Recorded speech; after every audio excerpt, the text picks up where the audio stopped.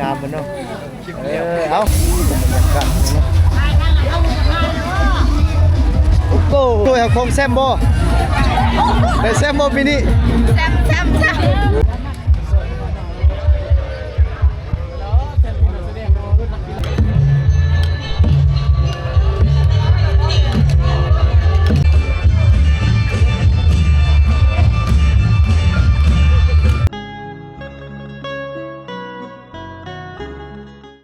ไปพี่น้องเนาะบนจุดแหละงานเทศกาลเหลือสวงน้ำมัน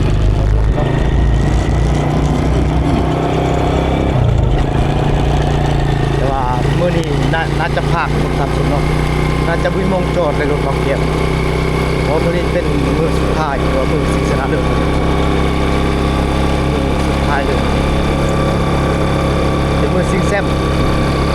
ทำเบิ่งอยู่หน้างานนำกันเนาะเป็นงานแกงเหือเมืองน้อยๆอยู่บ้านบ่อแก้วนี่แหละคนบ่อแก้วอยู่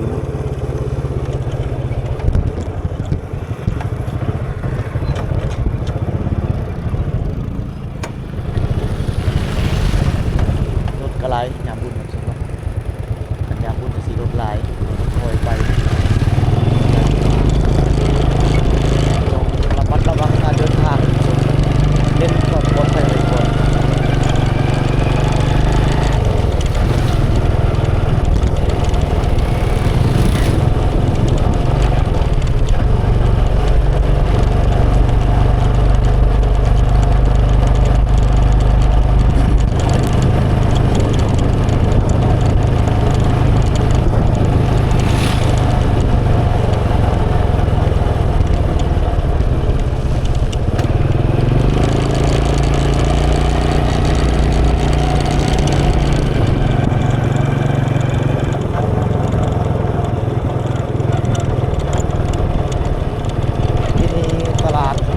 ลายกปีไก่สมมติ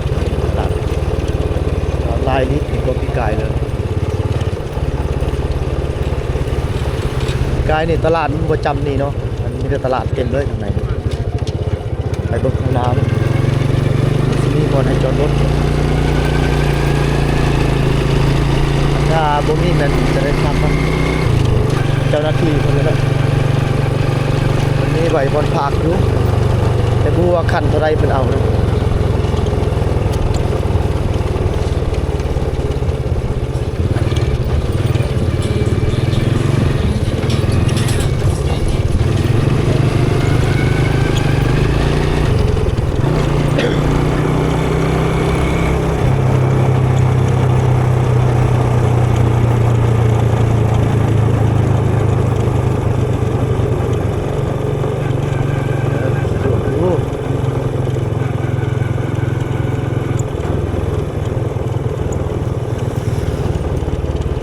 ยังโชคดีเนาะมีบอลจอดรถอยู่กระเจ้าบริยามพี่จะบอกได้ว่ายามอยู่นี่เลย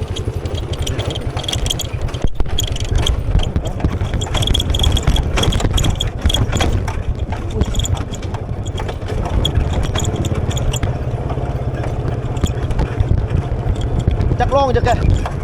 จักรลงอยู่อยู่อ่ะ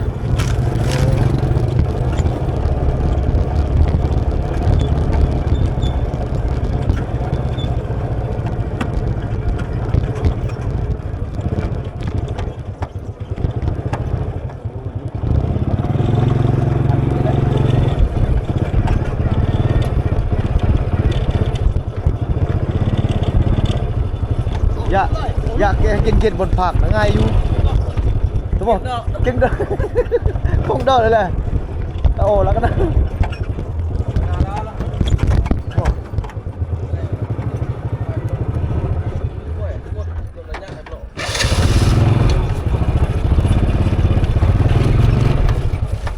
แมนลือได้เต็มรถเยอะเลย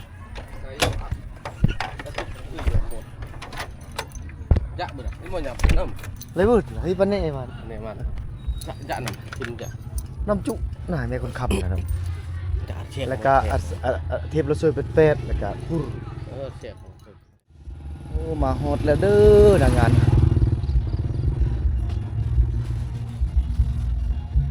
จะพ้นแล้วเหรอบ่นี่มาเวลญาน้อมแกนั่งไงเวลญาโอ้หมดหอบดิดีรักษาหอบแหละ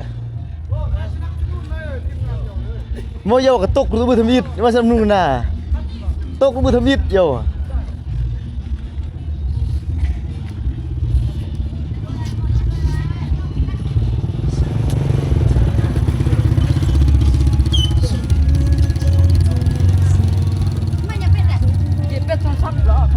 อาหารมีหลากหลายปี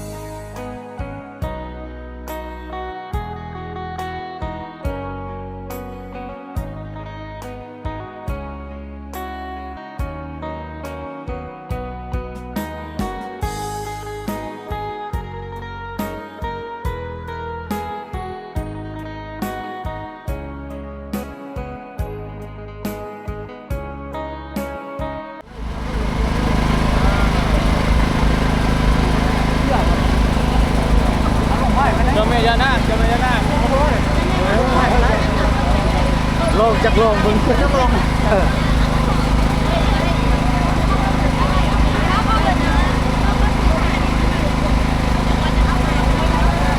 โอ้ยได้เว้ยเรือสูดได้จะได้ยืนมาก็ไปจับเลย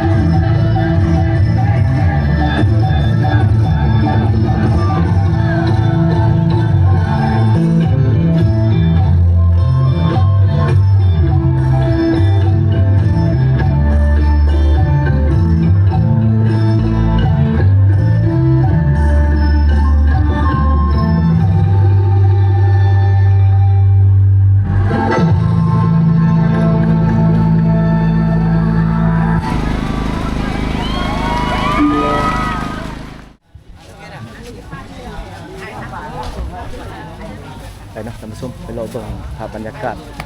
ในตลาดอีกเนาะหลังจากที่เราได้ถ่ายการแสดงศิลปะของพี่น้องชนเผ่าตะโอ้ยเนาะก็คือเป็นเผ่าตะโอ้ยแท้ๆเลยเนาะเป็นเอกลักษณ์ของชนเผ่าเลยท่านผู้ชมเนาะตอนนี้เราไปรอเบิ่งอาหารเนาะเพราะว่าบ่เกี่ยวบ่เคยได้มาเลาะเทื่อเด้ฮักก็มามื้อแรกคือกันมื้อนี้เนาะมาเบิ่งว่าอาหารเขาจะมีหยังขายเนี่ย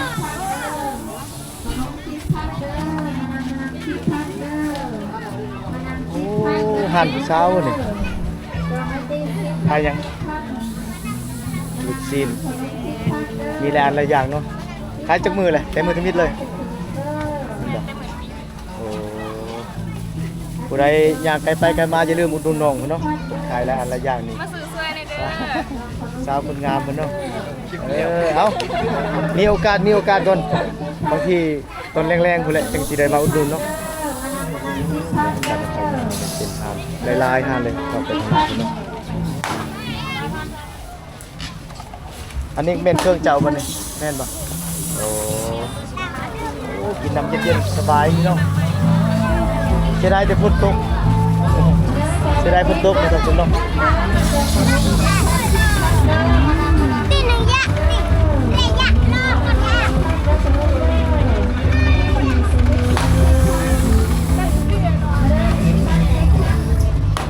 อันนี้เด้อเนี่ยครับขอบใจเด้อทานเดียวตอนนี้โอ้เสียพุ่นนี่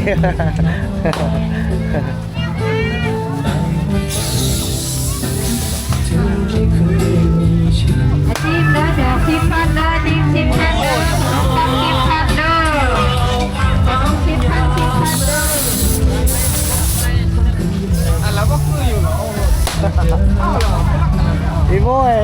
เต้าเหรอเอาเหรอไอ้หมดละลือนี่ FC จริงอ่ะ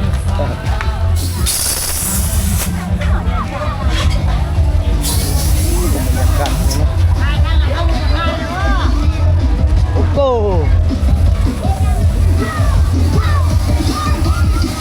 จะได้ด้วย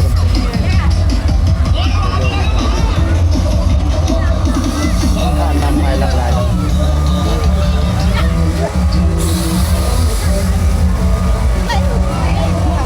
เข้ามายามแรงหรือว่ายามกลางคืนบนนาอัดจะหลายแต่ว่าเข้ามายามตอนเย็นคนบ่อยากหลายเลยคืนนี่หลายตัวดิเอาเลาะเดี๋ยวมื้อนี้เป็นมือสุดท้ายเนาะสุดท้ายเลยเนาะเป็นมือชิงชนะเลิศจบมื้อนี้เลยเนาะปีนี้เขาเจ้าจัดมา3มื้อนะปกติแต่ละปีเขาจะจัดไป2มื้อแต่ปีนี้จัดเป็น3มื้อเต็มเลยอย่างเดิมเนาะโอ้อาหารหลากหลายเนาะหลายสิ่งหลายอย่างนะผมเนาะตลาดเนาะ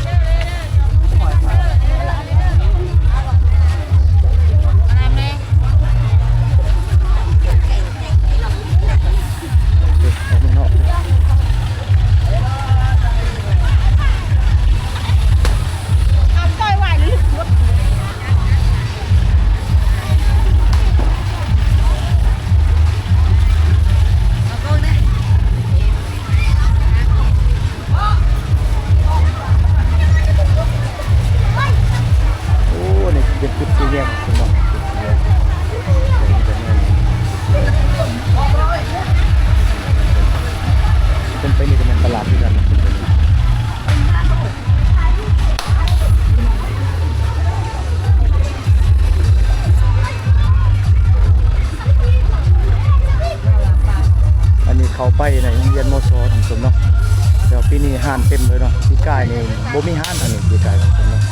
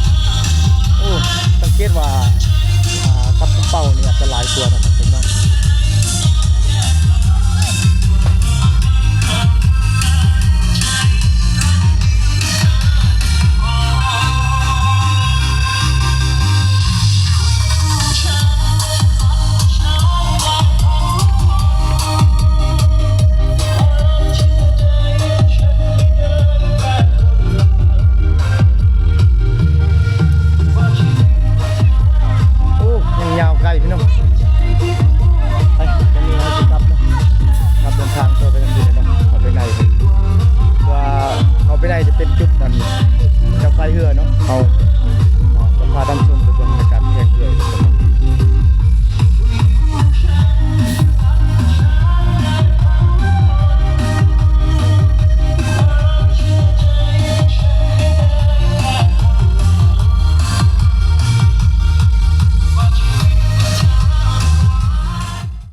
เรือเลยนะครับผมเนาะ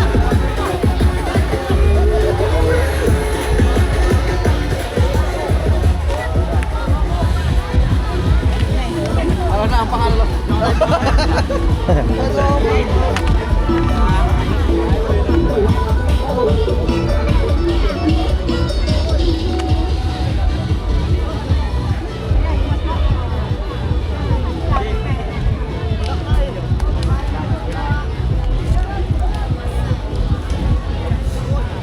ทิมเนี่ยกินอะไรโอ้บ้านมึงก็อยู่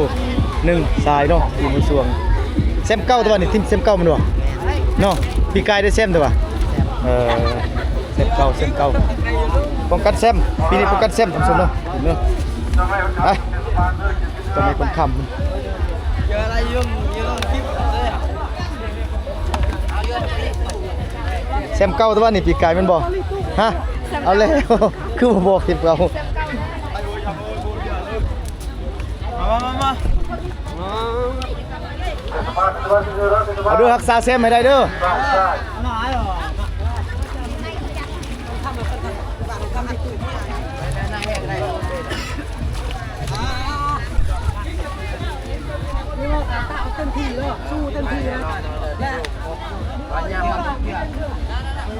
ตลาดเด้อกดดันเด้อเดี๋ยววันเดียวนะเรียบน้ำเรียบเพื่อแต่ว่าเฮาเรียบกำลังพร้อมสู้เดี๋ยวแม่กดดันสู้ป้องกันเซมใช่เลยหัวหน้าทีมเซมเก้านี่ว่าหัวหน้าทีมบ่นี่เซมเก้าป้องกันเซมปีนี้เนาะป้องกันแซมทีมบ้านฮูกะโยตัวนี่บ้านฮูกะโยจะแม่คนคำโอ้ทั้งยิงทั้งทรายด้วยนี่เนาะทรายได้แซมเบิดซองเซมเก้าเบิดซองบ่เซมเก้าเบิดซองโอเคนี่ตอนนี้กำลังลงเรือทำสนเนาะทางเซมเก้าเพิ่นกำลังลงเรือแล้วเพิ่นว่าได้เปรียบหน้าน้ำแล้วก็ได้เปรียบเรือเนาะแต่ว่าจังได๋ต้องสู้มาถึงจุดนี้แล้วถอยบ่ได้เนาะเป็นได้สู้เอาทำสมเป็นทีมที่แข่งที่สุดของเมืองเลยเนาะแล้วปีกายนี่เพิ่นได้แชมป์เนาะปีนี้เพิ่นสิรักษาแชมป์ได้หรือบ่พี่น้องมาติดตามรุ่นนำกันเนาะอย่างน้อยบ่เกี่ยวจะถ่ายเป็นหน้าหอบสุดท้ายของศึกษา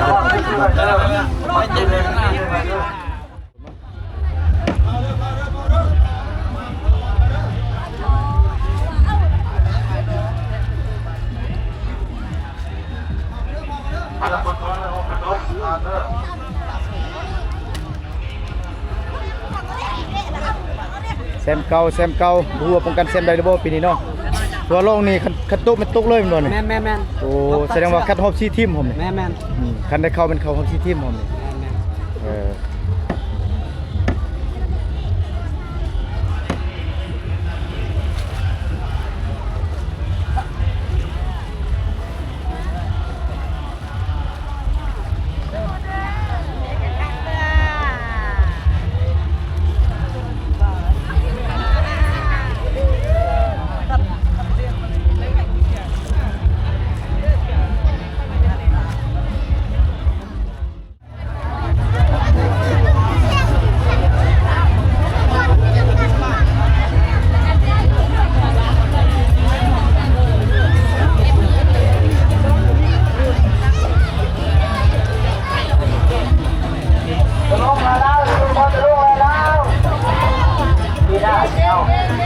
พี่นาสู้ไหมพี่นา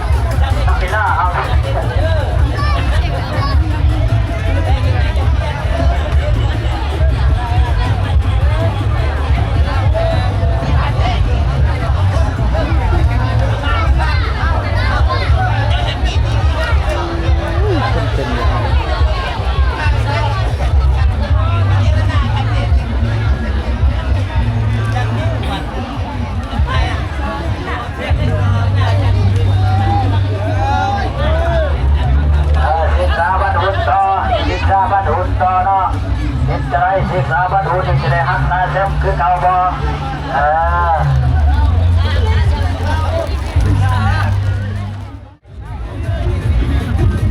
เนี่ยได้เตรียมมาช่วยเอาโคงแซมบ่ได้แซมบ่ปีนี้น้ำเลยคุณอาวัตโรยใช่ใช่เลยหัวหน้าทีม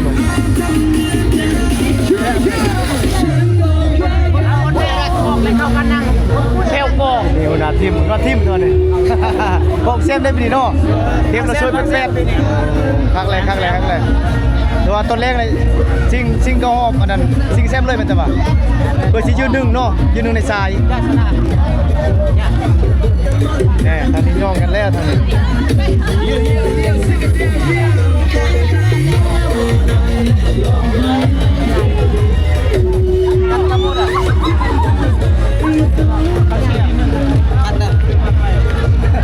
เราถ่ายนี่อ่ะหัวหน้าทีมเลยนี่หัวหน้าทีมคือผู้ใช้มั่วหัวหน้าทีมเก็บแจ้งหัวหน้าทีมเลย